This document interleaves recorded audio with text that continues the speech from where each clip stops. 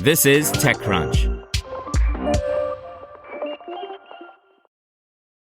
Firefighters received chemical burns at Elon Musk's boring company construction site. I'm Imran Sheikh, and your Friday Daily Crunch, featuring 3 big tech headlines and a little bit of startup business news, starts right now. Speaking of fires, Tesla is recalling more than 10,000 Powerwall 2 home batteries sold in the U.S. after nearly 24 confirmed incidents of the units overheating, emitting smoke, or catching fire. The U.S. recall comes just months after Tesla recalled Powerwall 2 batteries in Australia following reports of fires. In the Australian recall, the battery cells inside the Powerwalls were manufactured by an unnamed third-party supplier. Tesla did not immediately reply to a question about which company manufactured the cells covered by the U.S. recall. Altogether, the U.S. Consumer Product Safety Commission said 5 Powerwalls have caught fire, resulting in minor property damage, and another 6 started smoking. The remaining 11 overheated. Electrek first reported the news.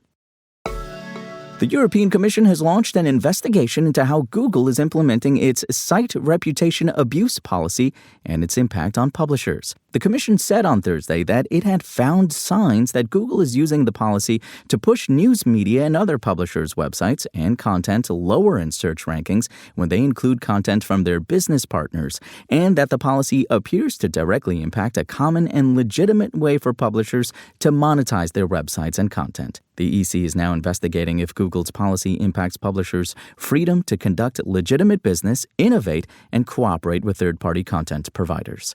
According to Google's page on the policy, the measures are aimed at curbing websites that seek to manipulate search rankings by publishing other websites' content on their site in an attempt to take advantage of their high-ranking signal.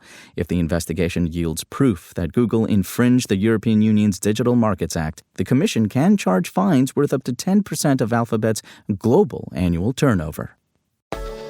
Firefighters performing a safety drill at one of the Boring Company's construction sites in Las Vegas received burns from chemicals used in the tunnel excavation process, according to a new report from Fortune. Those Clark County firefighters weren't previously made aware of the potential hazard, but were permanently scarred, the report states. Employees working on the Boring Company's tunnels have also received similar chemical burns. The Boring Company has been digging tunnels in Las Vegas for a few years in an attempt to connect the entire city with a subterranean network that uses Teslas to shuttle people. It's the first effort to create a watered-down version of Elon Musk's dream to build underground transportation, which once included fanciful ideas like hyperloops and larger people movers. But the project has been plagued by safety concerns and injuries since its inception. In September, the company even briefly halted work after an employee suffered a crushing injury. Boring Company employees have been receiving burns from the chemical, an accelerant that the company used to harden the concrete tunnel walls, for years, according to prior reporting from Fortune's Jessica Matthews. And we'll wrap up with some news from the startup world. Los Angeles-based electric truck startup Harbinger has raised $160 million in a Series C funding round co-led by FedEx as it scales up production of its commercial vehicle program. As part of the investment, FedEx has ordered 53 of Harbinger's electric truck chassis, which the startup says will be ready by the end of this year. Founded in 2022 by former employees of now-defunct EV startup Canoo and battery company QuantumScape, Harbinger set out to build medium-duty commercial truck chassis and basically nothing else. And that's your Daily Crunch. Today's stories were reported by Sean O'Kane, Tim DeShant, and other awesome TechCrunch journalists. We'll see you here tomorrow, same tech time, same Crunch channel, and until then, find us at TechCrunch.com.